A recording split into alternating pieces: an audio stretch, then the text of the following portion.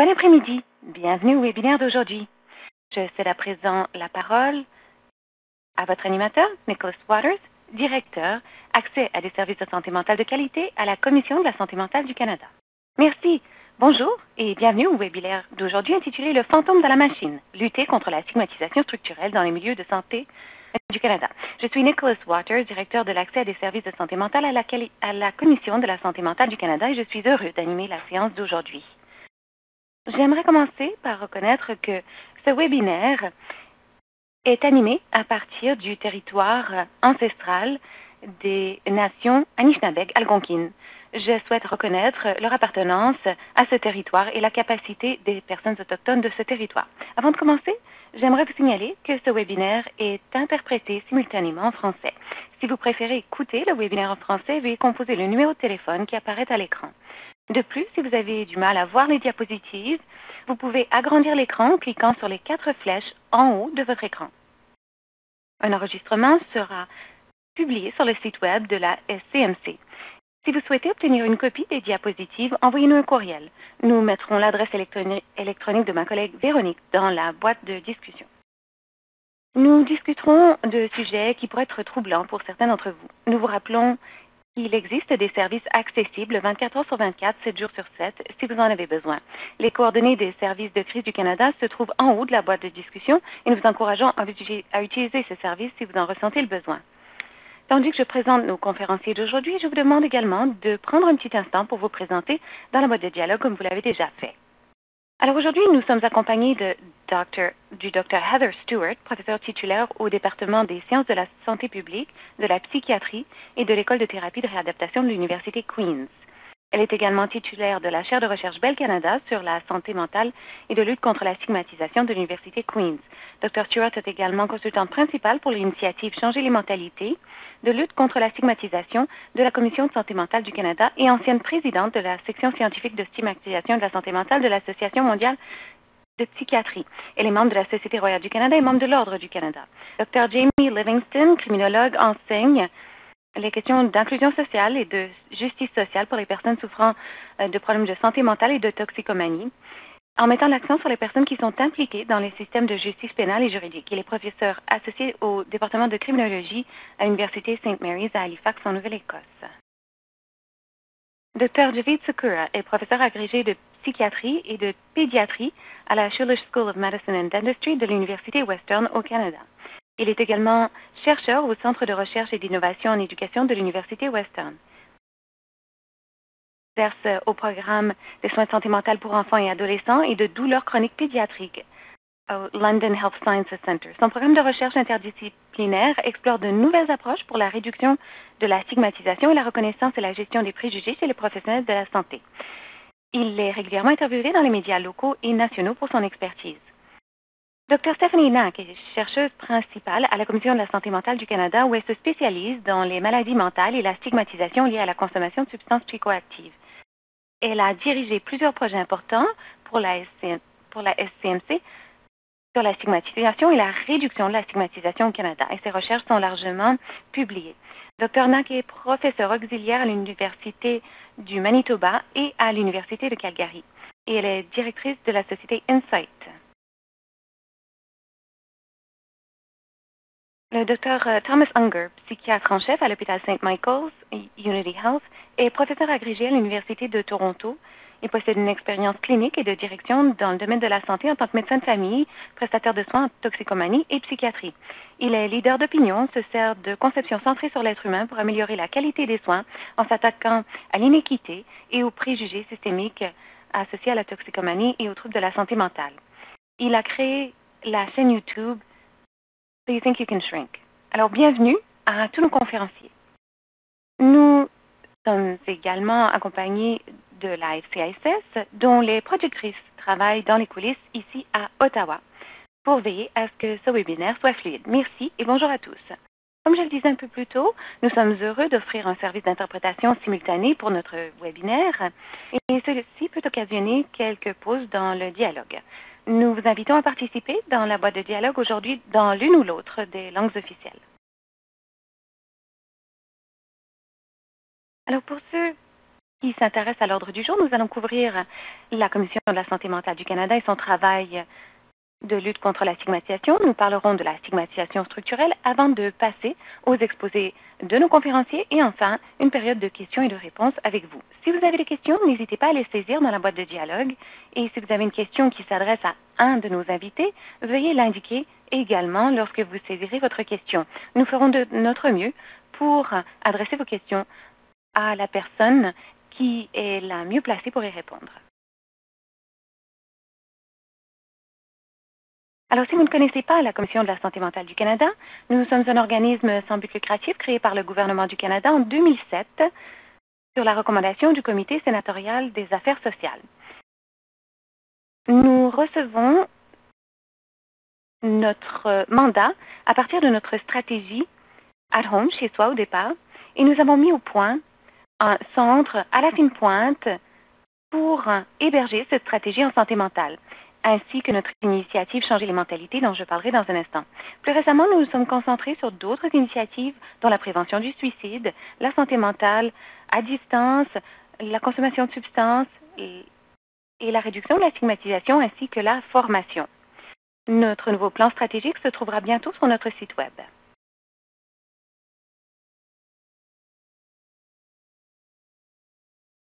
Alors, l'initiative Changer les mentalités a démarré en 2009. L'initiative visait à identifier des programmes existants de lutte contre la stigmatisation, évaluer leur efficacité et promouvoir les programmes qui avaient fait leurs preuves. Grâce à ce travail, nous avons identifié 4 groupes cibles: prestataires de soins de santé, jeunes, médias et milieux de travail. La Commission de la santé mentale du Canada a ensuite identifié et adapté des programmes destinés à chacun de ces groupes, notamment l'esprit au travail premiers intervenants, comprendre la stigmatisation, l'esprit curieux, les lignes directrices sur les mentalités, parmi bien d'autres. La stigmatisation se manifeste par bien des moyens, entre autres par l'entremise d'étiquettes, de langage, de discrimination, de politiques injustes, de lois et de pratiques injustes et bien d'autres. Ce qu'il faut retenir, c'est que la stigmatisation est un processus social qui n'existe qu'en raison du pouvoir. La stigmatisation s'établit à 4 niveaux. Le niveau individuel, qui comprend la honte, la crainte de demander de l'aide et le sentiment de ne pas être digne. Ensuite, interpersonnel, où il y a des stéréotypes négatifs ou des idées préjudiciables. On parle ou on agit de manière discriminatoire. Ensuite, structurel, cela se trouve dans les règles, politiques, procédures et lois, ainsi que les normes culturelles, formelles ou informelles. Et ensuite, intersectionnel, ainsi les nombreuses façons dont la stigmatisation liée à la santé mentale et à la consommation de substances psychoactives se recoupent avec d'autres formes d'oppression, par exemple le racisme, la transphobie et la colonisation. Sur ce, je cède la parole au Dr Heather Stewart qui commencera la première communication formelle. Merci Nicholas et bienvenue à tous. Très heureuse de voir des gens de partout au Canada dans les zones un peu plus chaudes et celles qui sont très froides aujourd'hui. Ce que j'aimerais vous présenter aujourd'hui concerne ce que nous avons appris lorsque nous avons discuté avec des gens qui avaient une expérience personnelle des stigmatisations structurelles. Alors, nous avons mené une étude qualitative dans le cadre d'un projet plus important. Nous voulions savoir quelles étaient les expériences de stigmatisation structurelle vécues par ces personnes. Nous avons discuté avec 20 personnes qui représentaient un large échantillon de Canadiens, dont certains avaient des expériences de troubles mentaux et ou de consommation de substances, dont des jeunes, peuples autochtones, défenseurs de la santé mentale, travailleurs de soins cliniques, travailleurs de soutien, et parfois les gens portaient plus d'un chapeau. Ce que nous avons appris très rapidement, c'est que les participants n'avaient aucun mal à identifier des expériences de stigmatisation structurelle dans le contexte des soins de santé. D'ailleurs, ils présentaient un portrait très défavorable des milieux de soins de santé. Ils identifiaient des résultats qui étaient associés à des situations dégradantes, déshumanisantes, traumatisantes et même à un décès précoce. Et donc, nous avons appris un certain nombre de choses à partir de ce projet. D'abord, il y avait des problèmes importants concernant la culture de soins dans bien des milieux où les interactions avec le personnel et même les processus de soins étaient déshumanisants, dégradants, robotisés, voire traumatisants. Le personnel n'était pas en mesure d'établir un lien avec les personnes en tant que personnes et connaissait mal les principes de rétablissement. Ils insistaient beaucoup sur les médicaments et la réduction des symptômes plutôt que des processus de rétablissement qui permettaient de tisser des liens et avoir une vie valorisante. Les personnes souffrant de troubles mentaux ou de toxicomanie étaient ceux qui vivaient les moments les plus difficiles, dont une segmentation de leurs soins et une mortalité prématurée.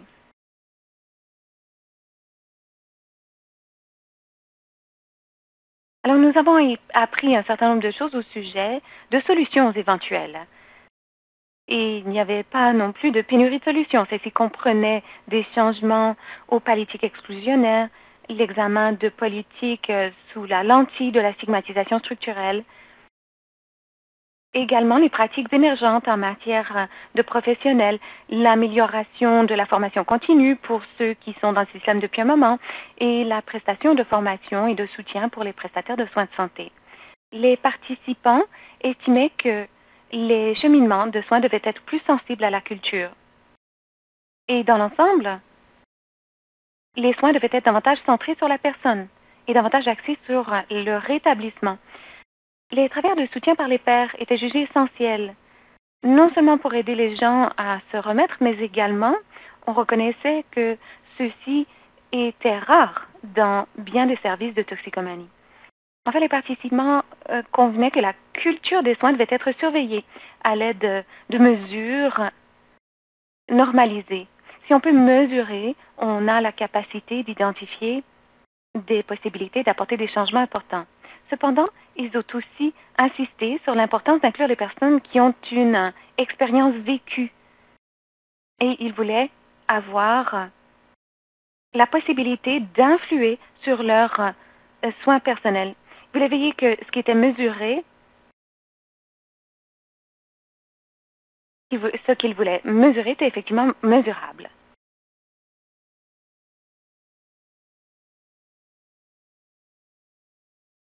Alors, globalement, les sujets voulaient avoir une influence sur la recherche et je suis heureuse de répondre aux questions par rapport aux expériences détaillées lors de la période de questions, mais pour le moment, je pense que je vais céder la parole à Nicholas et désolée de ne pas être très présente visuellement.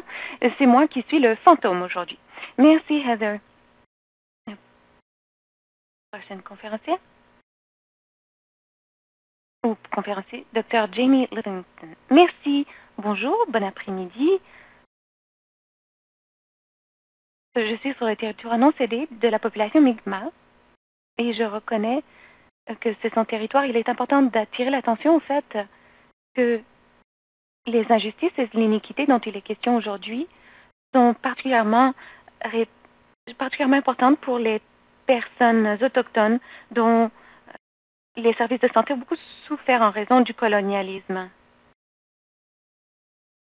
Nous savons que on peut vivre une stigmatisation par bien des moyens.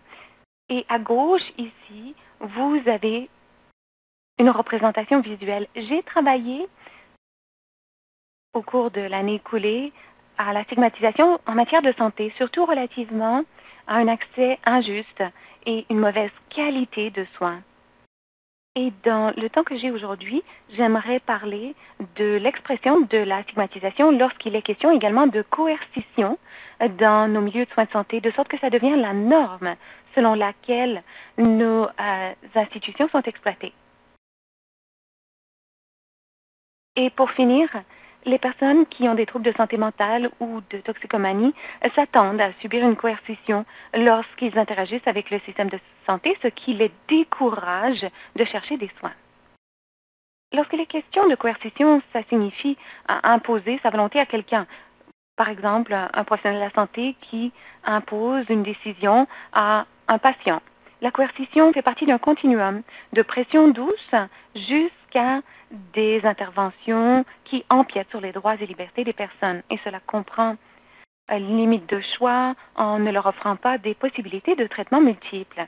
La coercition est ancrée dans les systèmes et les politiques de santé par divers moyens qui contribuent à la stigmatisation structurelle, en restreignant arbitrairement les droits des personnes souffrant de problèmes de santé mentale et de toxicomanie. Nous constatons des politiques qui encouragent une dépendance excessive à l'égard de formes de soins obligatoires, dont l'hospitalisation involontaire, le traitement forcé, les programmes communautaires obligatoires, et qui portent atteinte aux droits des personnes plus souvent que ce ne devrait être le cas et pendant plus longtemps que ce ne devrait être le cas.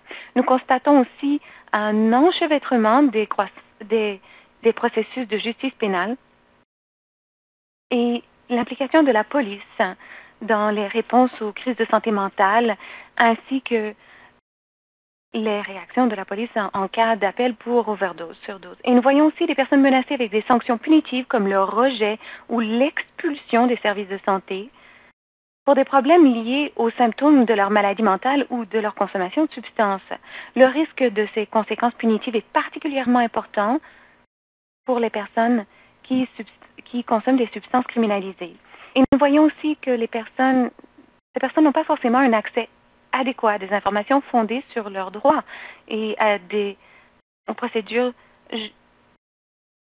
d'obtention de services juridiques pour contester les restrictions arbitraires qui leur sont imposées et les pratiques coercitives qui sont exercées par les prestataires de soins de santé et le système dans son ensemble. Alors, la coercition fait partie des politiques, pratiques et lois même, de sorte qu'elles ont un impact important sur la qualité des services. Et pour les personnes qui subissent ces conséquences, c'est devenu routinier. Il y a des moyens de composer avec cette stigmatisation. Nous allons sans doute discuter de solutions lors de notre période de questions, mais j'aimerais apporter un peu de lumière sur une approche qui peut être utile pour réduire la coercition, c'est-à-dire de demander aux personnes qui ont une expérience vécue d'identifier les politiques qui font la promotion ou alors empêchent de prévenir la coercition, le paternalisme et les pratiques punitives dans les milieux de soins de santé. Alors, comme Heather le disait, les personnes qui ont une expérience vécue vivent la stigmatisation structurelle et donc ce sont eux qui doivent être des agents de changement. Il faut les faire participer et les habiliter dans la mise en œuvre de solutions pour réduire la stigmatisation structurelle. Alors voilà, c'est tout le temps qu'on m'avait donné. Merci d'avoir pris le temps de m'écouter. Je me réjouis d'avoir une conversation avec vous un peu plus tard. Merci beaucoup, Jamie. Alors, prochaine intervention. Je vais céder le micro virtuel au Dr Stephanie Knack.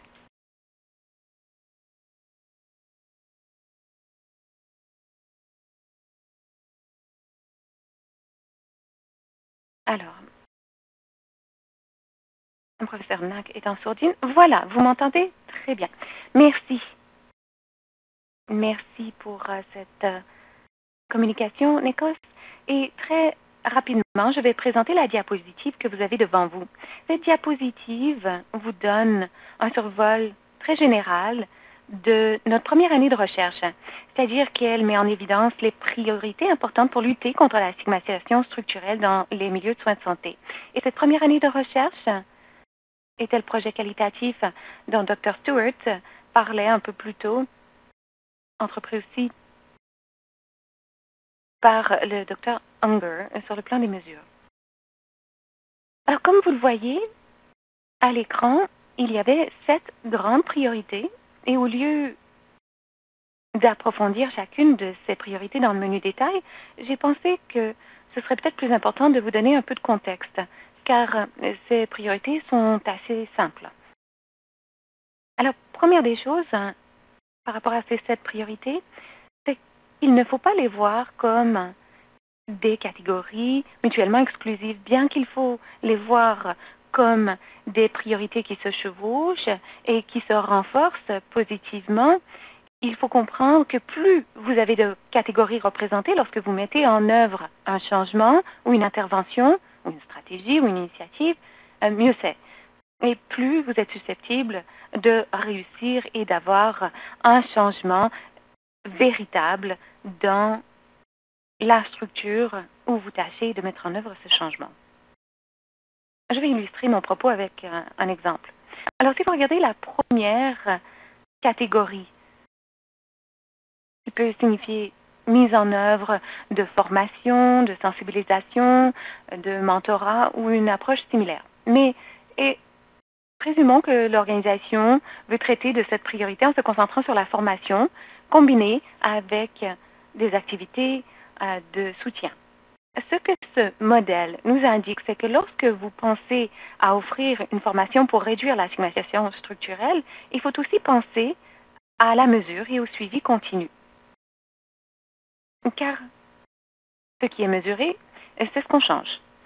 Et donc, il faut veiller à faire le suivi des changements et des résultats, non seulement au niveau personnel, mais également au niveau plus général de la culture organisationnelle et la culture des soins globales évoquée par le docteur Stewart.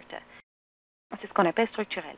Donc, par exemple, la satisfaction de la clientèle, ainsi que les mesures comme l'attitude des prestataires et le temps supplémentaire. Donc, non seulement une mesure à court terme, mais des mesures qui se poursuivent sur le long terme, de sorte que l'on sache ce qui se passe au niveau organisationnel de l'unité, du service, et ainsi de suite. Et en plus de faire le suivi et de mesurer, il faut aussi réfléchir à la participation des personnes qui ont une expérience vécue dans la conception et la prestation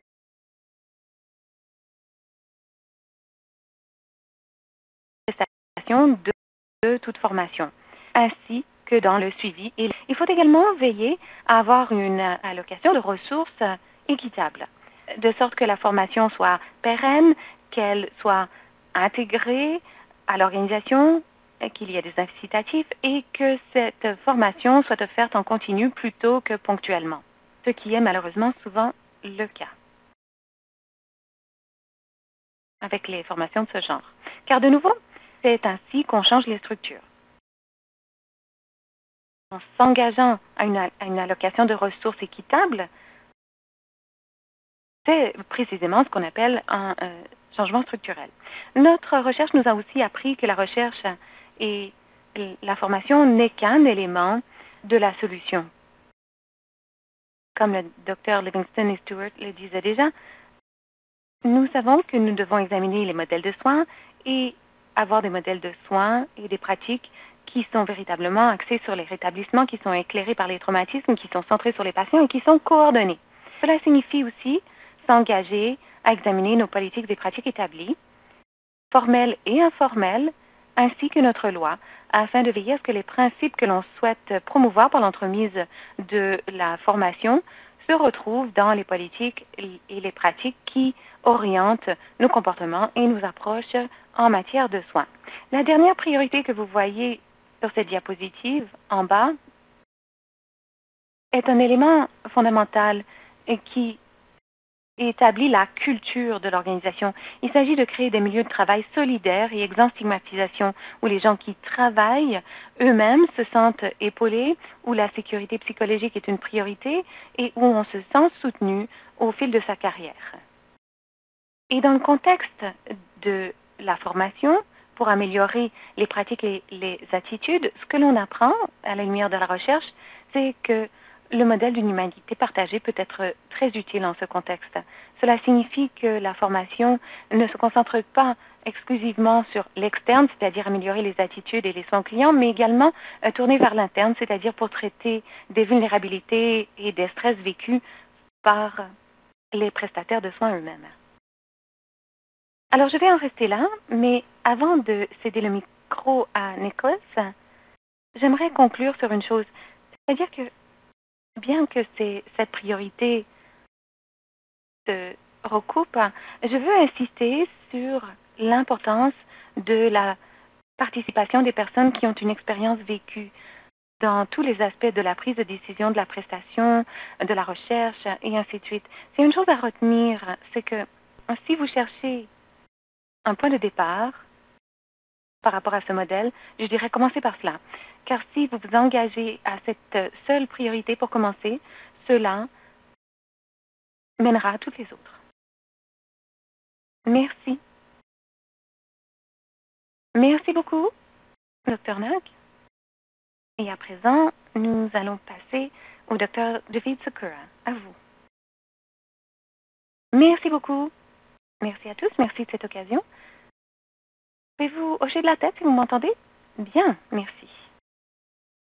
Alors, j'ai appuyé mon expérience en tant que clinicien sur mon cabinet. C'est-à-dire que j'ai vu qu'autour de moi, mes patients vivaient beaucoup d'humiliation. Ça a été mon cas. Lorsque j'ai demandé de l'aide, j'ai constaté qu'il était très difficile d'obtenir de l'aide.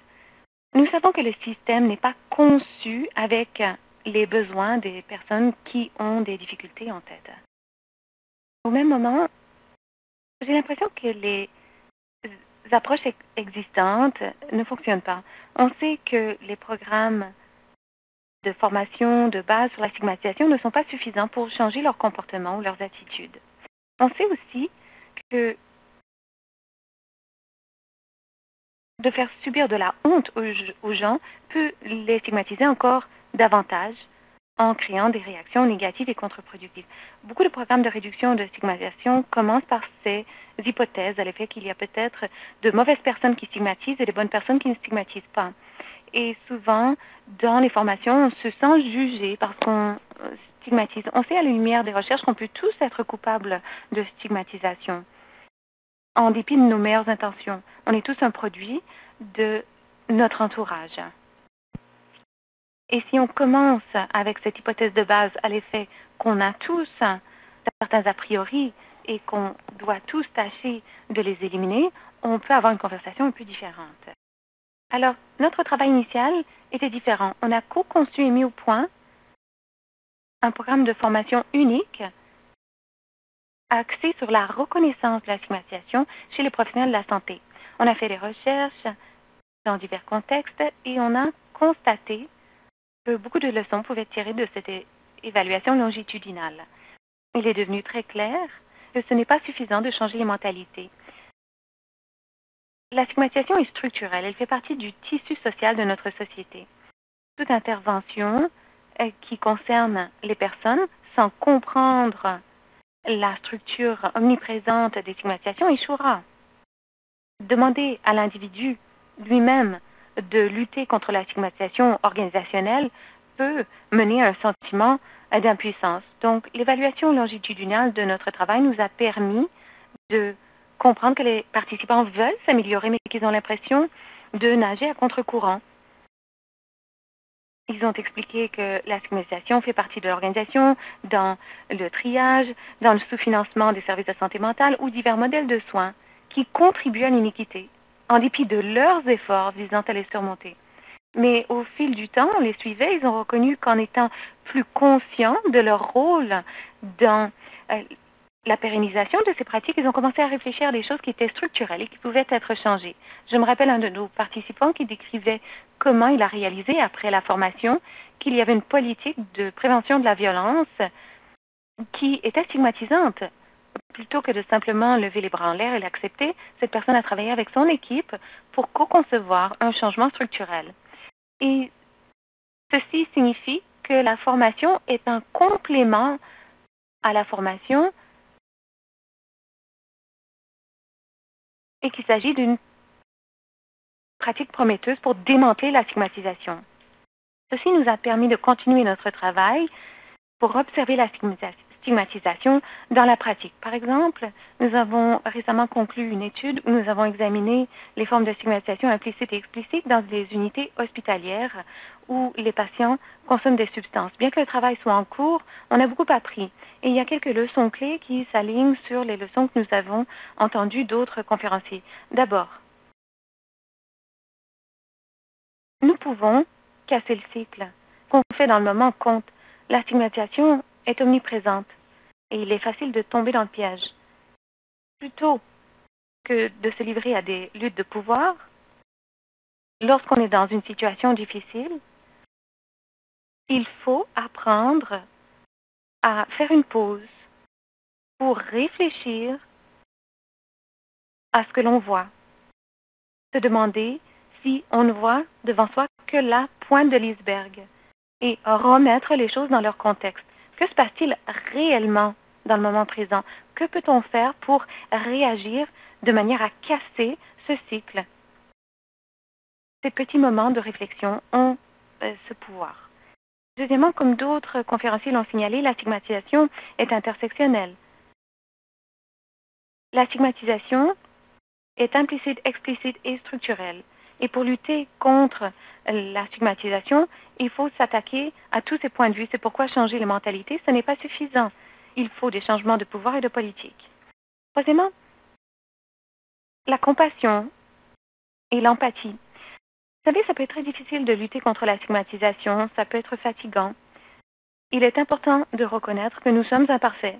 Nos recherches nous permettent de croire que il faut tâcher de s'améliorer et accepter nos vulnérabilités. Les organisations doivent nous défendre aussi.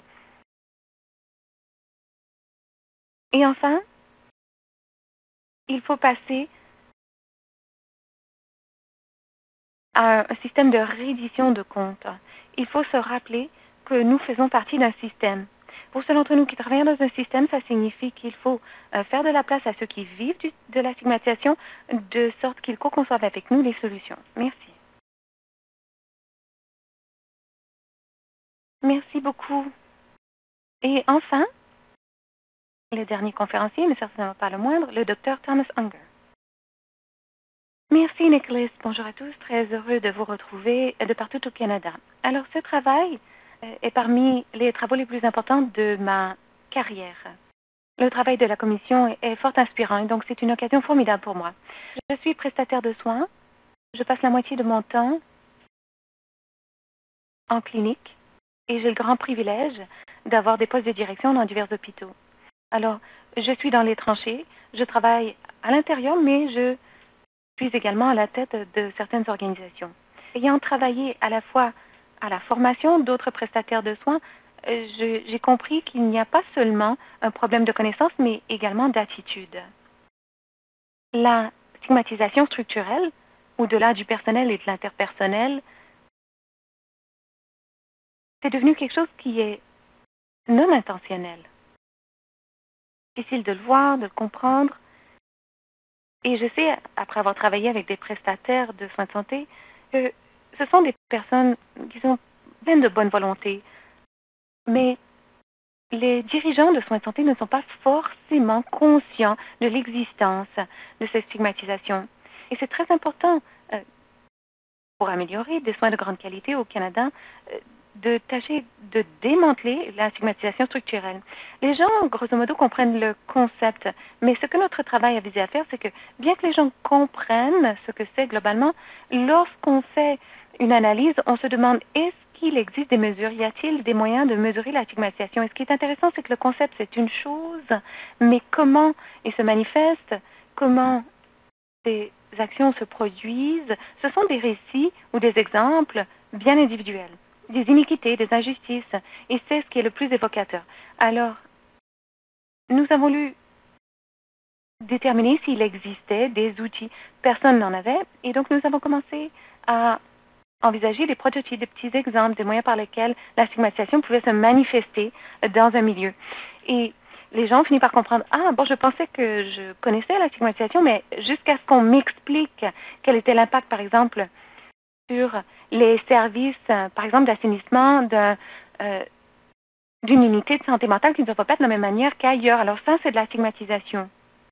Mais évidemment, il existe des publications très importantes sur le site de la Commission qui peuvent nous renseigner. Alors, ce concept du côté de la santé mentale et de la consommation de substances relève effectivement du mandat des décideurs en santé mentale. Et c'est pourquoi on cible ces personnes, car c'est là, à notre avis, qu'il faut conscientiser les gens. Vous savez, on ne se rend pas forcément compte qu'il existe des stigmatisations dans les politiques à moins de les examiner. Et c'est ce qu'on tâche de faire. Comme vous, j'examine des mesures pour tâcher de comprendre quel est le rendement de votre hôpital, de votre région de la province. Et si vous avez le même genre de tableau de bord que moi, vous avez des lumières, des feux verts, rouges, jaunes. Parfois, les feux rouges sont associés à une mauvaise structure du financement, à des listes d'attente trop longues. Alors, sachant que ces tableaux de bord sont utilisés partout dans le système de soins de santé, on s'est dit pourquoi ne pas utiliser cela pour corriger les torts du système de soins de santé, pour tâcher de mesurer des choses. Il existe déjà une méthode pour mesurer les soins de qualité. Pourquoi ne pas se servir de cela pour contrer ces obstacles? Et la qualité de soins signifie soins de grande qualité, équitables et centrés sur la personne.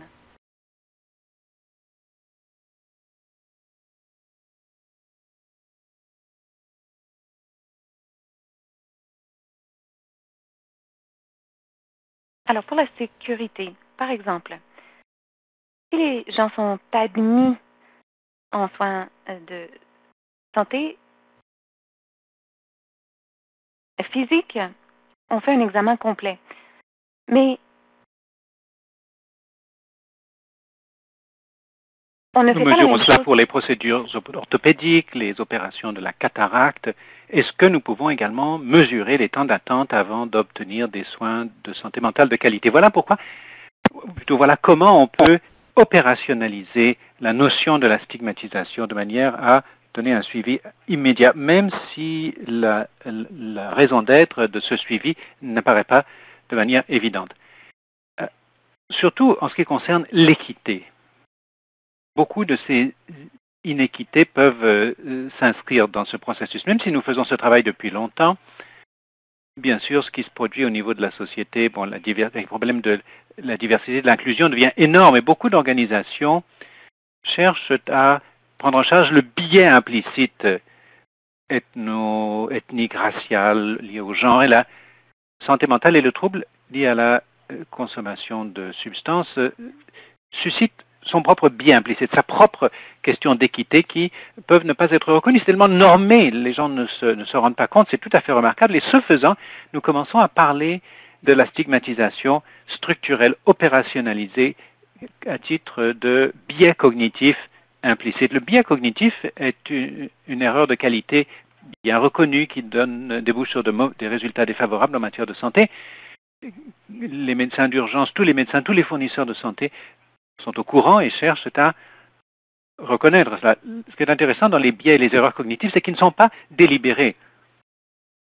Il s'agit de savoir donc comment on peut structurer un système qui repère ces réalités liées aux facteurs humains, parce que les gens ne sont pas parfaits et qui nous protège afin que nous puissions parvenir à des soins de qualité correcte, plus équitables, en dépit de nous-mêmes.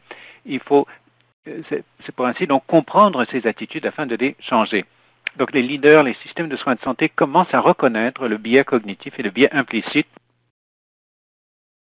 Et les mêmes méthodes de mesure de la qualité tâchent de démêler ces réalités opérationnelles en aval. C'est une source de désorientation. Ce sont des gens qui sont marqués par la bonté, qui veulent fournir des soins équitables, mais enfin il y a des inégalités de financement, des inégalités de temps d'attente, des résultats inégaux en matière d'espérance de vie qui sont choquants et qui ne sont pas vraiment pris en compte. C'est pour cela, et c'est cela que nous voulons expliciter. Si nous pouvons mesurer, suivre, ces changements en matière de comportement permettront de déboucher sur une meilleure santé pour tous. Merci, Dr. Unger. Nous allons à présent commencer une période de questions avec nos panélistes. Lorsque vous vous êtes inscrit, vous avez eu la possibilité de poser des questions à l'avance.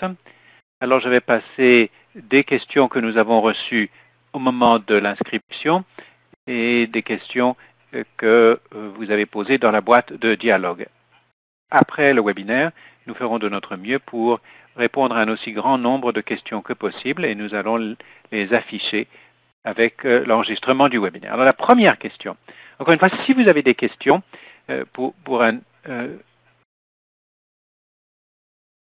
nous pourrons si vous souhaitez que votre question soit posée à un panéliste en particulier, précisez-le. Mais je voudrais demander au docteur Sur comment la stigmatisation est-elle vécue et comment affecte-t-elle les patients et les personnels de première ligne? Merci pour cette question. Ce qui est intéressant dans les structures organisationnelles, c'est qu'elles peuvent créer des processus et des cheminements qui régissent la façon dont les gens au sein de l'organisation se comportent. Les membres du personnel de santé peuvent être investis dans des processus de stigmatisation, même à leurs dépens. C'est ainsi que fonctionne l'organisation. C'est à ce moment-là, l'exemple frappant qui me vient à l'esprit, lorsque je me suis rendu dans des établissements psychiatriques et des centres de soins communautaires, la première chose que je remarque, c'est le plexiglas partout. Et cela me donne un sentiment affreux, tout le monde a peur, tout le monde se renferme dans une bulle. L'une des expériences vécues par les personnes dans nos groupes de réflexion, c'était qu'ils savaient quelles infirmières étaient plus axées sur leur établissement parce qu'elles sortaient du bocal. Les autres restaient dans le bocal. La plupart ne voulaient pas avoir d'interaction. Donc la façon dont une organisation organise même son espace peut avoir un impact énorme sur les personnes qui font l'objet de la stigmatisation. Et ça ne leur inspire pas confiance de faire l'objet de stigmatisation. On vous considère comme un danger public, le simple du fait que vous avez une maladie. Donc je crois que nous devons songer à la manière dont les organisations, les processus organisationnels de soins, et même l'architecture de ces soins peuvent empiéter sur l'estime de soi de chacun, sur la valeur que chacun attache à soi et le processus de rétablissement. Je ne sais pas si cela répond intégralement à votre question, mais cela constitue des exemples de la manière dont ces biais s'expriment de façon parfois souterraine et à l'insu de leurs auteurs. Alors, je vais donner la parole au docteur Soukeara. Avez-vous quelque chose à ajouter à la réponse de la docteur Waters? Non, je crois qu'elle était très complète. Très bien. La question suivante, qui nous est venue pendant l'inscription, est-ce que les cas de stigmatisation structurelle dans les milieux de santé se sont aggravés pendant la COVID-19? Je vais donner la parole à la docteur Nack d'abord. Merci Nicolas. Excellente question. N'étant pas clinicienne, ce n'est pas mon domaine de recherche principal, je n'ai pas de réponse dans ce contexte, mais j'ai une anecdote dans le contexte d'un autre projet auquel je participe qui pourrait donner lieu à des conclusions positives quant au changement structurel et aux réponses à la COVID. Il s'agit de la mise en œuvre de services virtuels. Les premières données probantes montrent que le fait de proposer un traitement à distance permet d'attirer une clientèle plus vaste. Les gens viennent recevoir des soins alors qu'ils ne s'y présentaient pas précédemment. On constate également des taux de rétention plus importants. L'idée, c'est que l'environnement virtuel est peut-être moins stigmatisant, que les gens se sentent davantage en sécurité à recevoir des soins et certains des obstacles à l'accès ont été réduits. Donc voilà une observation que je pourrais avoir. Merci, Dr. Nack. Je vais rendre la parole au Dr. Soukeara. Vous avez quelque chose à ajouter? Oui.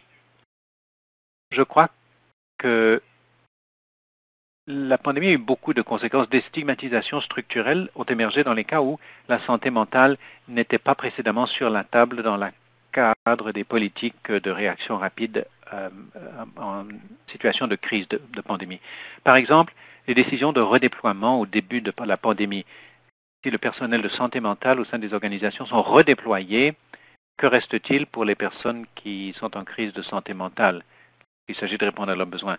Nous voyons ça également dans la façon dont les milieux de vie collective sont considérés. La pandémie a eu un impact disproportionné sur ceux qui vivent dans des milieu collectif, mais beaucoup de gens présentant des maladies mentales sévères et complexes ne sont pas toujours sur le radar des responsables et décideurs lorsqu'il s'agit d'équité d'accès à l'équipement de protection individuelle et à présent dans la distribution des vaccins. En définitive, la clé, c'est d'avoir des gens qui sont présents, qui sont pris en compte dans les décisions. Il faut qu'il y ait des personnes qui comprennent la santé mentale et les problèmes de santé mentale et de toxicomanie. Car si nous mettons au point un système sans que ces personnes ne soient prises en compte, ce système ne répondra pas à leurs besoins. Merci, Dr Soukeran. La prochaine question qui nous est venue, dans le pays, les stigmatisations dans les services de santé amènent à poser la question de l'orientation, de l'implantation des services. Je vais donner la parole au Dr Livingston. Merci pour votre question. La criminalisation des personnes ayant des affections mentales est une forme de stigmatisation structurelle. Très souvent, la criminalisation est liée à l'attribution de ressources insuffisantes au système de services aux personnes ayant des troubles de santé mentale et de toxicomanie. Ceci revient à ma présentation sur l'introduction et l'utilisation excessive de la coercition dans la prestation de services en matière de santé mentale et de toxicomanie. Bien sûr, à l'issue de Black Lives Matter, des mesures ont été prises l'an dernier, même avaient été prises auparavant. Il y a beaucoup de questions qui ont été soulevées sur le fait que nous comptons de plus en plus sur le système de justice criminelle comme mécanisme de prestation de services de toxicomanie et on envisage spécialement le rôle joué par la police dans la réponse aux crises et dans la réponse notamment aux appels en cas de surdose et l'effet négatif que cela a sur beaucoup de gens, mais en particulier dans les communautés qui ont des antécédents de maltraitance par la police, ce qui les amène à hésiter à accéder à des services en matière de santé mentale et de toxicomanie. Donc, la déstigmatisation et la prise en charge de la stigmatisation structurelle exige un changement transformationnel. Il appelle à agir de façon délibérée pour retrancher le système de justice criminelle et ses agents de la prestation de services en matière de santé mentale afin de réduire la coercition et les pratiques paternalistes. Merci, Dr Livingston. Beaucoup d'excellentes questions sont posées dans la boîte de dialogue. Nous ne pourrons y répondre, nous ne pourrons répondre à toutes, mais nous ferons de notre mieux pour faire un suivi. Ensuite, la question suivante, quel genre d'interventions en matière d'éducation sont à disposition pour prendre en charge la stigmatisation? Je vais donner la parole au Dr Unger pour commenter certains des travaux qu'il a entrepris. Merci, Nicolas. Donc, ça commence à devenir obligatoire, si vous siégez à un comité de sélection au sein d'une organisation, de suivre une formation obligatoire relativement au biais implicite. Et ça date de 2-3 ans. Mon organisation a maintenant une formation en équité, diversité et inclusion. Ça, c'est relativement nouveau. Et on apprend des choses qui changent la donne dans ce genre de formation, ce qui est formidable. Mais, dans notre position externe, nous n'avons pas repéré quiconque s'occupe de troubles de santé mentale, de toxicomanie.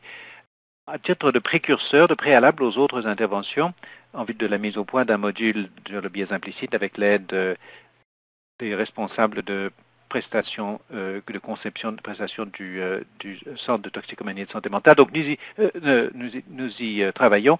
La raison en est qu'il est très difficile de mettre en œuvre certaines des solutions au niveau des leaders, des agents de changement, s'ils ne pensent même pas qu'elles existent. C'est presque comme une transformation précoce, pré-transformative ou transformative. Il faut qu'on se rende compte, je pensais que nous étions équitables, je ne me rendais pas compte qu'il y a une ségrégation, la santé mentale est reléguée dans un autre immeuble, une autre partie du campus, un autre organisme, un autre système de saisie de données. Je ne voyais pas la question comme cela. Alors donc il faut avoir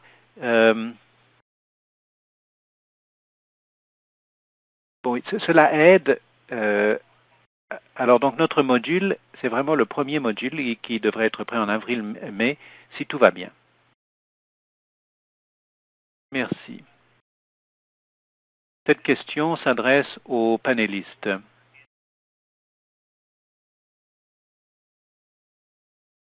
Alors donc je vais donner la parole. Est-ce que ça a du bon sens de relier la formation relative aux biais dans un cadre qui soutient les populations et groupes vulnérables, et quelles sont les idées des intervenants sur la manière de parvenir à cet objectif?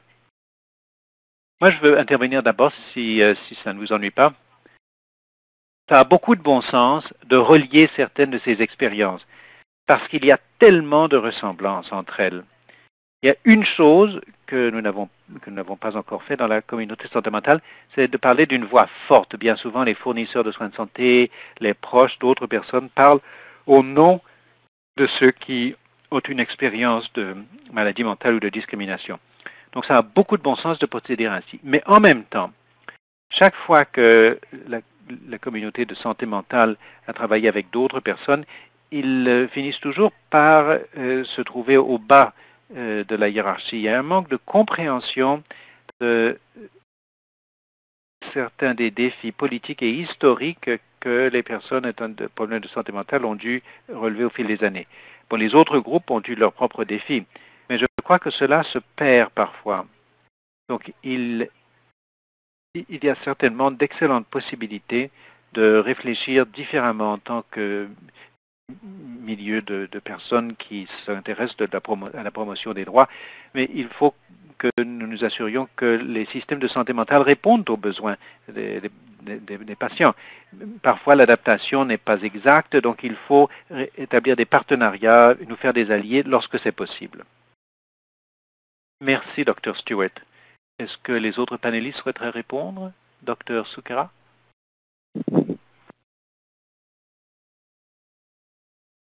Je suis tout à fait d'accord. Toutes les formes d'inéquité sont reliées et intersectionnelles. Une façon dont nous avons abordé ça dans notre travail initial, c'est en soulignant la notion de l'humanité partagée ou l'humanité commune que plusieurs panélistes ont évoquée. Chacun a un vécu, et chacun, en vertu de notre humanité, sait ce que c'est que de se sentir vulnérable. Donc les approches qui visent à puiser dans cette expérience peuvent contribuer à catalyser une façon différente d'aborder et de comprendre l'inéquité. Le défi, c'est que de nombreux paradigmes existants peuvent consister à tomber dans les pièges du blâme ou de la recherche de coupables. Et donc, quand on recherche des coupables, il faut que nous nous regardions dans la glace, c'est ce que nous préconisons. Ceux d'entre nous qui n'avons pas vécu certaines formes d'inéquité ne devraient pas occuper cet espace. C'est notre instinct.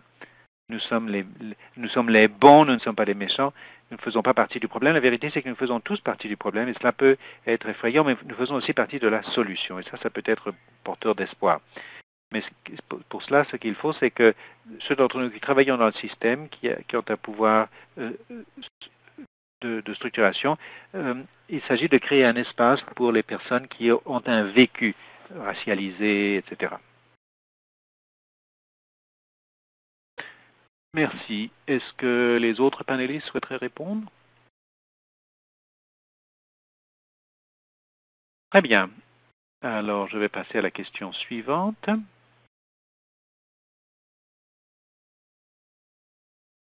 Comment les organisations de santé peuvent-elles lutter contre la stigmatisation structurelle et comment peut-on, de manière peu coûteuse et rapide, envisager de faire particulièrement de petites organisations qui n'ont pas de gros budget?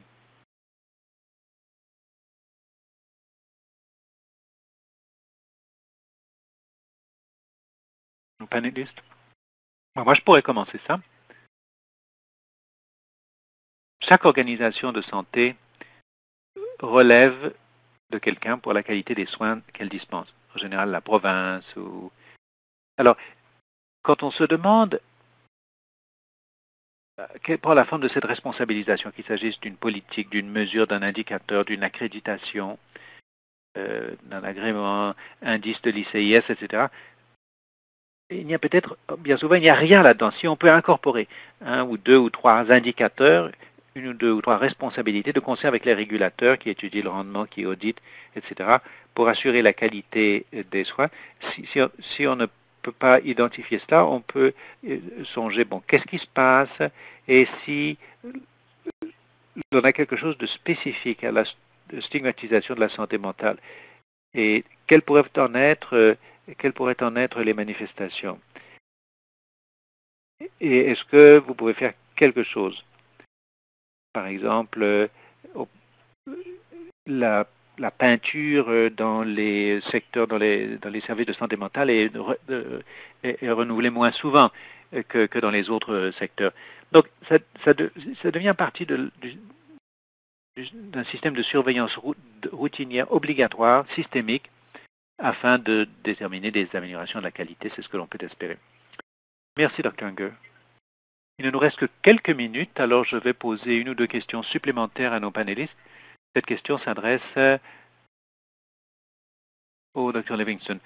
Comment les pratiques éclairées par les traumatismes et la lutte contre la stigmatisation se recoupent-elles? Bien souvent, on entend parler du vécu des gens qui font face à la stigmatisation structurelle dans le contexte de la santé. On parle des effets traumatisants des interactions en matière de santé. Et il est évident que nous n'utilisons pas une approche éclairée par les traumas. Placer quelqu'un à l'isolement, c'est traumatisant. Bon, je vois que ma caméra s'est arrêtée, mais je vais continuer de parler. Donc, une façon, bien sûr, dont on peut réduire la stigmatisation structurelle en faisant fond sur un système dans lequel les systèmes ne continuent pas à traumatiser et retraumatiser, c'est une question importante. Songer au lien entre les traumas historiques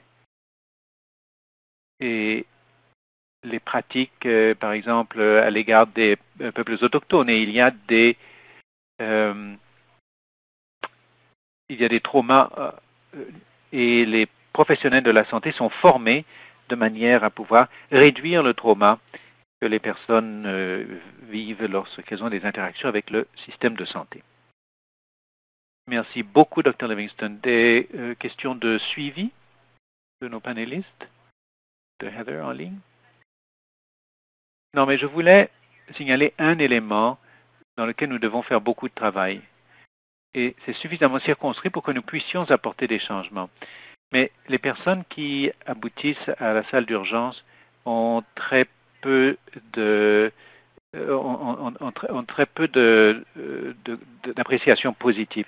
Les gens sont mis dans une boîte, il y a un gardien à la porte, on les interroge encore et encore au sujet de leurs antécédents. Il n'y a vraiment pas de sentiment de soins axés sur la personne. Alors, comment pourrions-nous fournir des soins dans les salles d'urgence qui donnent le sentiment d'être soutenus aux personnes qui ont des problèmes de santé mentale ou de toxicomanie et à leurs proches. Et cela inclurait l'importance de veiller à ce que les personnes qui ont des problèmes physiques qui ne sont pas nécessairement remarqués fassent l'objet d'une visite médicale, la manière dont leur consentement est obtenu, la transparence dans la prestation des processus. Je crois que la plupart des personnes à qui j'ai parlé été traumatisés qui sont passés dans une salle d'urgence pour un problème de santé mentale ont été traumatisés par ça. Donc, je crois que c'est un domaine dans lequel nous pourrions faire une différence importante. Merci beaucoup, Dr. Stewart.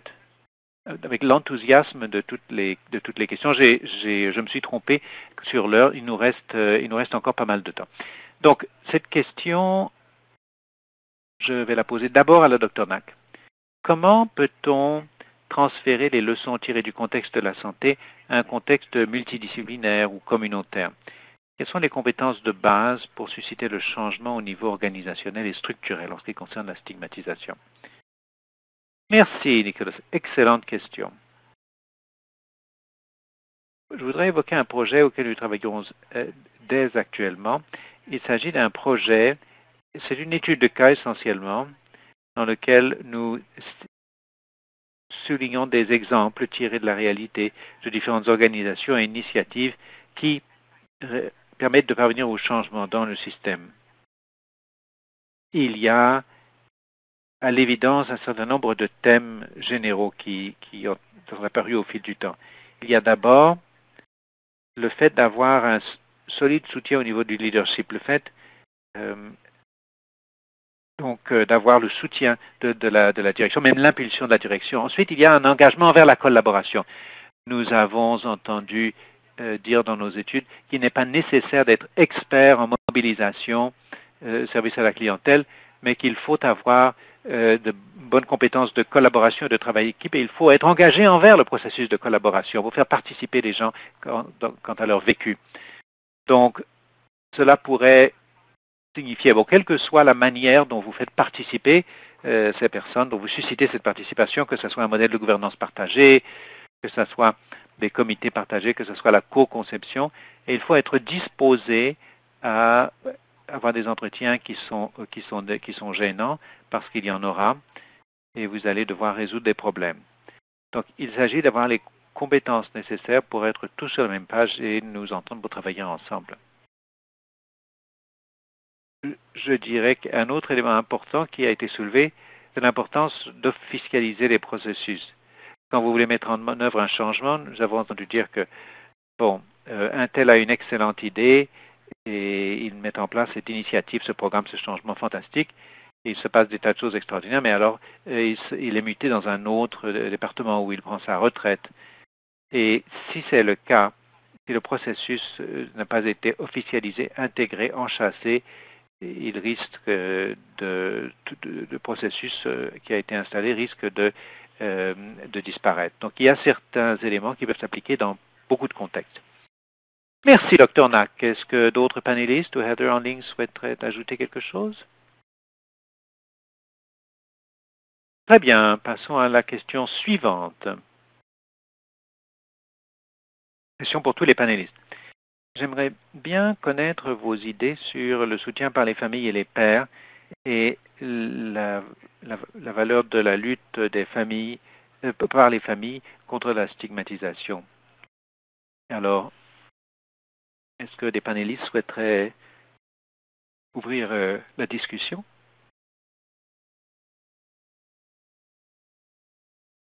Dr. Soukeran.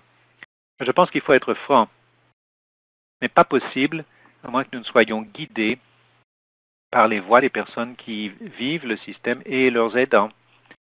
Bon nombre des paradigmes d'inclusion existants sont paternalistes, sont créés par les organisations pour répondre à un objectif spécifique, en général basé sur les besoins de l'organisation, et cela en soi est une forme de stigmatisation structurelle. Mais en même temps, il y a également des forces structurelles qui rendent la mobilisation difficile sans une compréhension, un savoir à l'égard de différents intervenants du système. Pour cela, il faut s'éloigner du tokenisme qui n'est pas de la participation et nous demander honnêtement si on peut créer des espaces où les initiatives sont véritablement animées par des personnes qui ont de l'expérience vécue ou s'il y a des contraintes.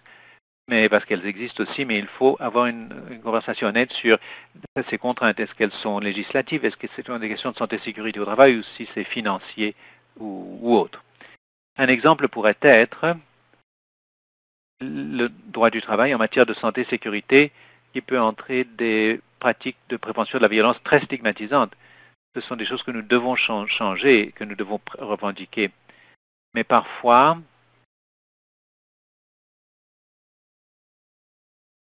nous avons une interaction avec des personnes qui veulent ce changement, mais il faut qu'il y ait une promotion collective des droits en matière de politique ou de changement législatif.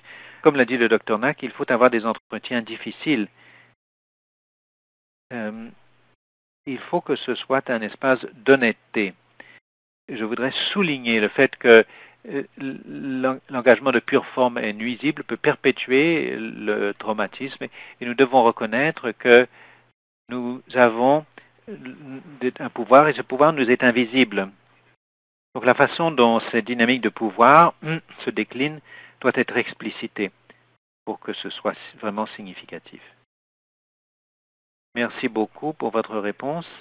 Est-ce que d'autres panélistes souhaiteraient ajouter quelque chose? Moi, j'aimerais aborder la question d'une participation authentique. On en a parlé dans la boîte de dialogue une ou deux fois et je pense que on en revient à ces commentaires. Une chose que nous avons entendu dire par les personnes à qui nous avons parlé, c'est la question donc de la pure forme. Les politiques sont réformées et puis à la fin du processus, on demande à quelqu'un qui est la personne désignée ayant un vécu pour obtenir l'aval de pure forme.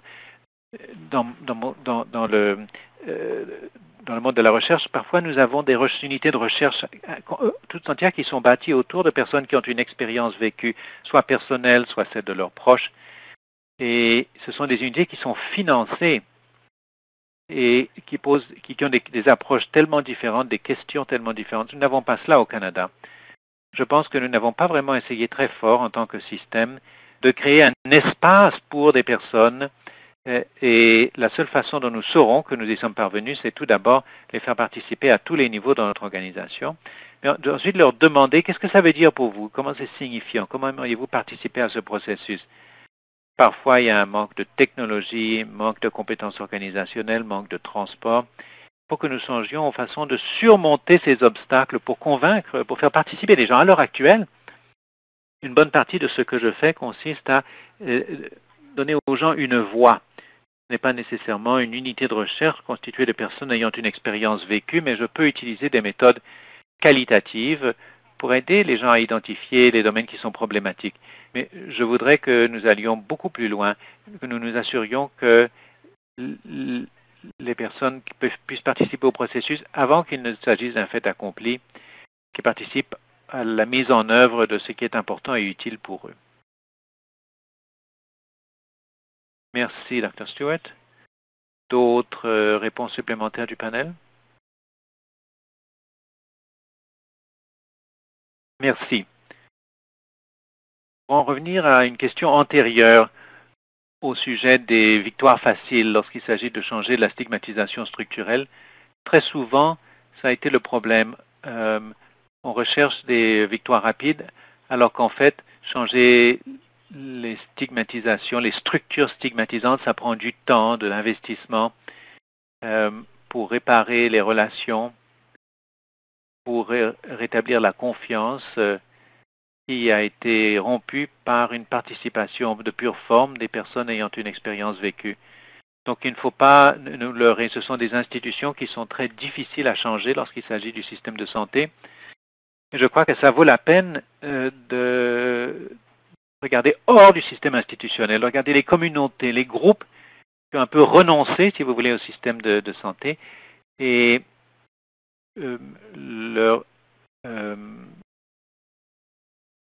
on peut envisager le secteur de la réduction des méfaits, le secteur du soutien par les pairs et d'autres communautés qui ont trouvé moyen de faire participer des personnes, de faire participer des voix diverses lorsqu'il s'agit de soutenir les membres de la communauté et de créer le changement. Et je crois que le système de santé peut beaucoup apprendre de l'extérieur du système de santé, de la part de personnes qui ont trouvé moyen de résoudre cela sans être reliées aux obstacles institutionnels qui existent au sein du système de santé. Merci beaucoup. Des questions merveilleuses qui nous arrivent, qui ont été données au moment de l'inscription et dans le boîte de clavardage. Certains panélistes répondent directement aux questions. Ça, c'est fantastique. Merci pour cela. La question suivante.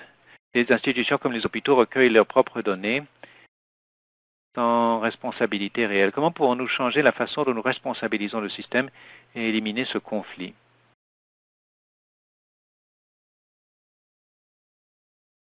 Dr. Unger, bon, il y a une responsabilité parce que ça remonte dans le système. Bon, je crois que notre travail structurel, nous nous efforçons d'aller même au-delà de l'organisation, de remonter jusqu'aux règles politiques, même aux lois. Quels sont les encouragements, quelles sont les récompenses? Parce que les organisations que vous préférez, si vous parvenez, s'ils parviennent à un certain délai d'attente, ils doivent toucher davantage d'argent. Et malheureusement, nous n'avons pas inscrit nos indicateurs sur ces listes et ils ne s'y intéressent pas. Capturer les données, mais aussi créer un système de récompense dans lequel on change les règles du jeu. Pour profiter du système, vous leur donnez des raisons de faire ce que nous voudrions qu'elles fassent. Alors donc, les récompenses et l'argent, il faut qu'on parle d'argent aussi.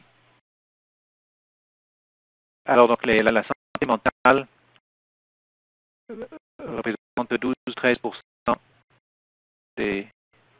du fardeau de maladie, mais seulement 7-9% du financement. Alors donc, si vous mesuriez cela, vous disiez, bon, si votre organisation n'en fait pas jusqu'à un certain point, les choses vont changer. Il y aura des conséquences. Les choses vont changer. Alors donc, si nous pouvons parvenir à ces responsabilités qui mettent en jeu des récompenses, des congédiements, alors donc comment pouvons-nous créer ceci? Les valeurs, ce sont les valeurs qui déclenchent ce que nous mesurons. Et dans certains cas, nous n'avons même pas imaginé ces mesures. Elles n'existent même pas, il faut les créer à partir de zéro. Il faut créer des prototypes originaux. Et ça, c'est vraiment basé sur les valeurs que nous détenons. Merci beaucoup. Je vais passer à la question suivante. Est-ce que les panélistes connaissent vos travaux actuels quant à l'inclusion du contenu en matière de santé mentale, en particulier en ce qui concerne le personnel infirmier, mais je pense que le personnel de santé globalement? Alors ça, c'est une lacune énorme. Souvent, notre attention porte sur la formation. Je vous dirais que nous devons faire évoluer ce cadre. Nous devons envisager la formation continue et la manière dont nous organisons les infrastructures. Pour vous donner un exemple, lorsque nous avons fait notre formation sur les biais implicites, ça a été plus efficace dans certains milieux et moins efficace dans d'autres.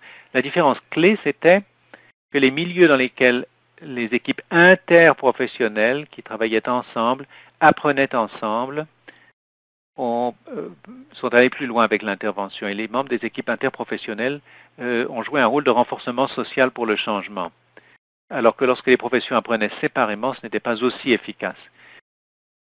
Cela montre la nécessité d'une formation interpersonnelle plus poussée et d'une formation plus poussée. Je ne dis pas qu'il faut nécessairement intégrer cela dans une formation où on clique des boîtes, des cases, mais plutôt si on considère les organisations comme des organisations d'apprentissage et que nous mettons en place de l'apprentissage interprofessionnel. Il faut intégrer davantage de contenu au niveau de l'accès, au niveau de l'exposition, mais le problème qui intervient souvent, c'est qu'une personne qui a été formée au début de carrière, mais qui est emportée par la culture de la stigmatisation, ça ne dure pas. Il faut avoir un renforcement régulier pour participer au dialogue afin de faire ressortir cette sensibilisation. Est-ce que d'autres panélistes voudraient répondre, Dr. Stewart? Oui, moi je vous rappelle que la Commission de la santé mentale a mis en place plusieurs programmes qui ont déjà été fournis dans le secteur de la santé, comme les programmes pour la réponse première réponse en cas d'urgence. Et il existe des programmes, il faut donc de concert avec la Commission voir ce qui serait approprié. Nous avons testé ces programmes, nous savons qu'ils sont efficaces. On ne se concentre pas nécessairement sur la stigmatisation, mais bien souvent on se concentre sur le changement culturel. Je pense que ça c'est bel et bien un élément structurel. Et avec un soutien, nous pourrions modifier ces éléments pour inclure la stigmatisation dans les programmes déjà existants. Merci d'avoir rappelé aux participants les travaux antérieurs de la Commission dans ce domaine. La question suivante que je vais poser, bon, alors donc je passe d'une boîte entre deux boîtes de dialogue, excusez le retard. Alors, et ça c'est ouvert à tous les panélistes. D'après vous, quel est le rôle du gouvernement pour réduire la stigmatisation structurelle en milieu de santé? Sir Livingston? Bon, le gouvernement est l'un des principaux producteurs de stigmatisation structurelle. le financement inéquitable des services de santé mentale et de toxicomanie. Alors, justement, il y a des ressources inadéquates qui sont à la disposition des personnes ayant des besoins en matière de santé mentale. Alors, il y a une coercition. Souvent, il y a des services coercitifs en cas de crise, peut-être à cause d'un manque de financement et de leadership de la part du gouvernement en ce qui concerne les services de santé mentale et de toxicomanie. Alors donc, je crois que le gouvernement a un rôle énorme à jouer au niveau des ressources et de façon systématique, il y a la Convention de l'ONU sur les personnes handicapées, auquel le Canada est signataire, et encore, le Canada est non conforme. Donc je crois que le gouvernement a un rôle énorme à jouer pour surveiller au niveau national et provincial la mesure dans laquelle il y a une lutte contre la stigmatisation. Le gouvernement a un rôle au niveau des ressources, au niveau de la supervision, au niveau de la mise en application lorsqu'il s'agit de stigmatisation. Merci, Dr. Livingston. Est-ce qu'il y a d'autres panélistes qui souhaiteraient intervenir? Oui, je crois que c'est une excellente question. Et bon, Jamie, vous avez tout à fait raison. Ils ont un rôle énorme à jouer au niveau de la législation en ce qui concerne la loi sur la santé mentale. J'ai récemment appris que l'un de nos champions Facteurs de changement, c'est une organisation en Colombie-Britannique, une organisation de défense des droits qui bon, j'ai appris toutes sortes de choses que j'ignorais auparavant et qui sont extrêmement importantes. Alors donc, vous pouvez nommer un représentant légal pour prendre des décisions en votre nom si vous n'en êtes pas capable. Ou bien, si vous êtes incarcéré en vertu de la loi en Colombie-Britannique, ce droit n'existe plus et le proche, la personne que vous avez désignée légalement, ne peut plus prendre des décisions en votre nom.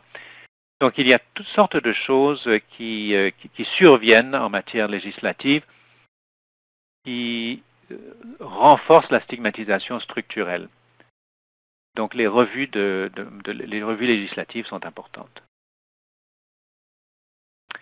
Merci, Dr. Knack. Des réponses supplémentaires avant de passer outre? Si, Heather. Je crois que l'un des domaines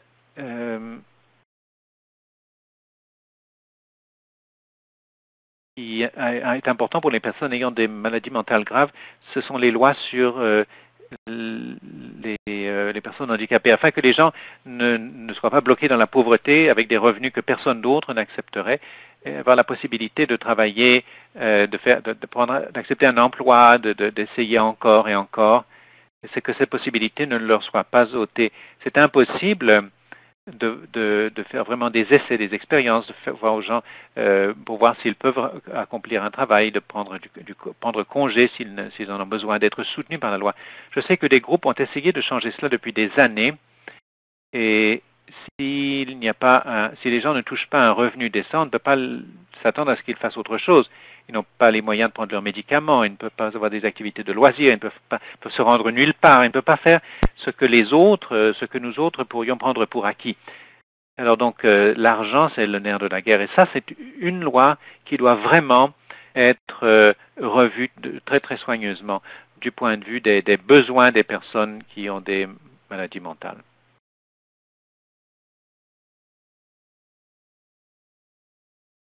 Alors, pour l'observation de la Dr. Stewart m'a inspiré une réflexion. Je l'ai saisie dans la boîte de dialogue, mais si vous n'y avez pas accès, il y a une chose qui est très claire d'après nos travaux récents, c'est que la stigmatisation structurelle est interreliée avec les questions au niveau de la santé. C'est un problème énorme. Beaucoup d'organisations ont besoin exigent la divulgation une divulgation de la part des personnes qui souhaitent obtenir des traitements en matière de santé mentale. Alors donc, nous pouvons prendre en charge la stigmatisation structurelle Et les gens travaillent au sein des organisations, en plus de congés de maladie payés, ce qui est essentiel pour la stigmatisation structurelle. Il faut changer certaines des structures de réglementation des professions de santé. Très rapidement, pour ajouter, je vous rappelle, en ce qui concerne les gouvernements au Canada, nous n'avons pas de loi sur la parité en matière de santé mentale. Ça existe aux États-Unis, au Royaume-Uni. L'Association canadienne de santé mentale l'a réclamé. Il y a beaucoup de possibilités d'établir des lois équitables, parvenir à l'équité. Parce qu'attendre le changement des attitudes, attendre que les gens s'y retrouvent eux-mêmes, c'est un processus qui dure une génération. Si vous adoptez des lois, il faut au moins que les gens s'y conforment pendant qu'ils changent d'attitude. Merci, Dr. Unger. Bon, là, nous approchons de la fin du webinaire. Il est 13h20, heure de l'Est. Alors, en ce qui concerne, je vais donner à chaque panéliste une ou deux minutes pour réfléchir à cette conversation et ajouter des éventuels aperçus qu'ils n'auraient pas pu réaliser pendant leur présentation. Donc, il s'agit de voir où voyez-vous l'avenir de ce travail et quels sont certains des programmes les plus importants et des principes qui peuvent être mis en œuvre. Je n'ai pas d'ordre particulier, donc je vais laisser le soin de prendre en compte les prochaines étapes. Bon, un ou deux commentaires. Il y a une chose qui me frappe, c'est que nous pouvons parfois faire preuve d'esprit clocher dans le milieu de la santé mentale. Nous pouvons être divisés en différents camps, différents groupes. Nous pouvons avoir beaucoup d'opposition, de pensée oppositionnelle, et nous pouvons également perpétuer de la violence latérale les uns vers les autres. Mais je me dis que c'est très, très important de collaborer entre groupes, entre identités, puisque nous sommes unis pour revendiquer le changement. Nous savons que le statu quo n'est pas acceptable. Nous savons que des personnes méritent d'être traitées avec dignité, mais bien souvent, nous disons pas cette personne-ci, cette personne-là, vous contre moi, alors que le pouvoir de la promotion collective des droits, c'est ça qui compte. Je crois que c'est en collaborant, en reconnaissant que nous sommes tous des êtres humains, que nous allons tous faire des erreurs, nous allons tous trébucher, mais ce n'est qu'en collaborant que nous pouvons nous unir, que le pouvoir de cette promotion collective, c'est cela qui compte pour moi. Merci pour ces aperçus. Les membres du panel. Merci. Nicolas, c'est moi qui travaillais sur l'étude qualitative relative aux mesures et sur les expériences des gens. Et il est clair que pour les constructions qui leur paraissaient importantes, j'ai recherché des mesures dans ces différents domaines de la littérature et il n'y en avait aucune qui répondisse à mes critères ayant été mises au point avec la participation des personnes ayant un vécu. Il s'agissait surtout de chercheurs, de personnes au sein d'organisations. Et je crois que ce sera extrêmement important d'avoir des mesures qui sont importantes pour les gens qui ont vécu une stigmatisation structurelle dans le système, qui sont réintégrés dans le système afin que l'on puisse identifier les choses qui doivent être changées. Les choses les plus importantes pour les personnes qui reçoivent les services. Donc, ce que je vois dans les prochaines étapes dans ce processus, c'est de réunir les personnes qui ont un vécu et de réfléchir à la façon dont nous voudrions que les choses soient mesurées dans ce système. Étudier les échelles, les mécanismes, les libellés. Comment est-ce que nous pourrions trouver des outils qui permettraient d'améliorer la responsabilisation? Pour moi, c'est une prochaine étape importante dans le domaine où je travaille. Merci.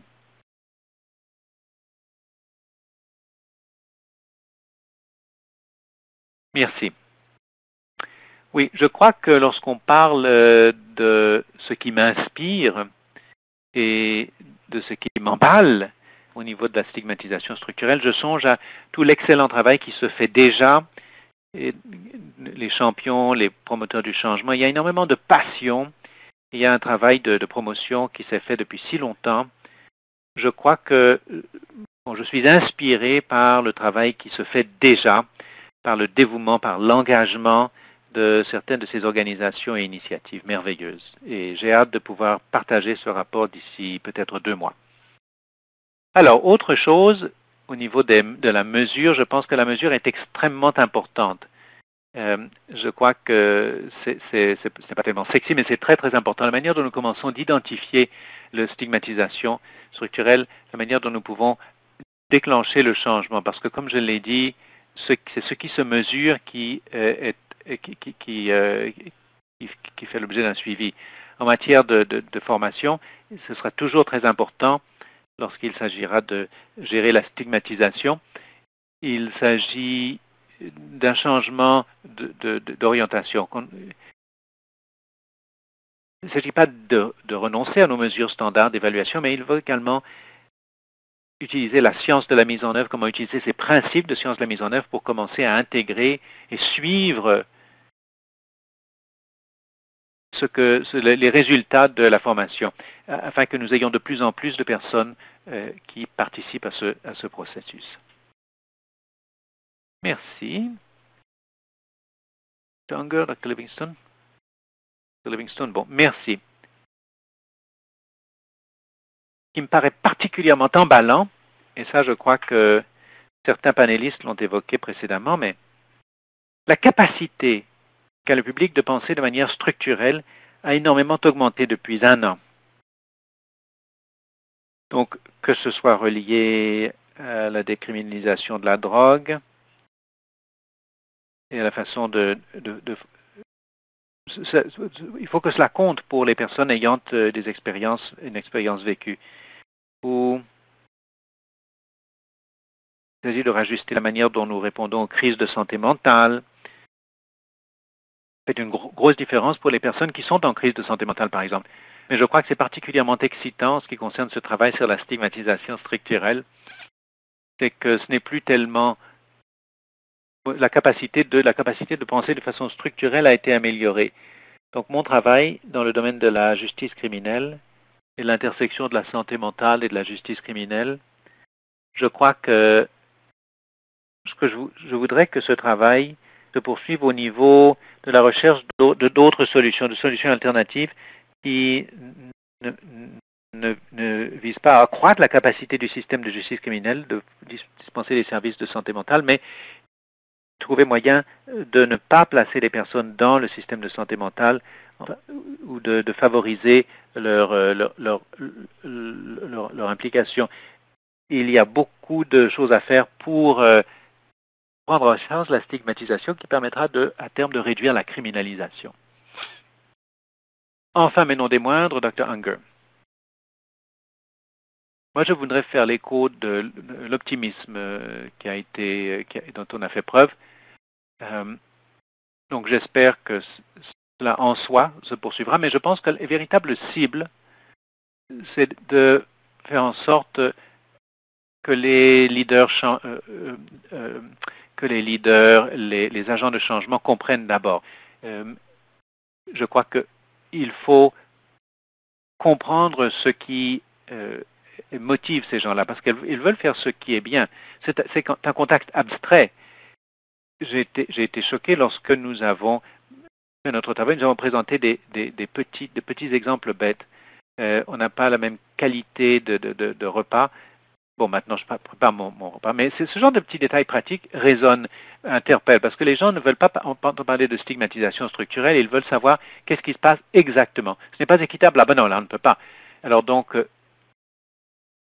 si vous parlez uniquement des notions abstraites, c'est un peu plus difficile pour eux de savoir quoi faire. Donc, c'est quelque chose à un niveau très très minime, mais qui est très compréhensible. Voilà, je pense qu'il résume très bien le panel. Donc, je voudrais remercier chacun des panélistes d'avoir pris le temps aujourd'hui d'être parmi nous, de partager leur savoir, leur expertise. À chacun d'entre vous qui avez participé dans la boîte de dialogue et qui avez envoyé des questions à l'avance, ça a été un dialogue très très stimulant.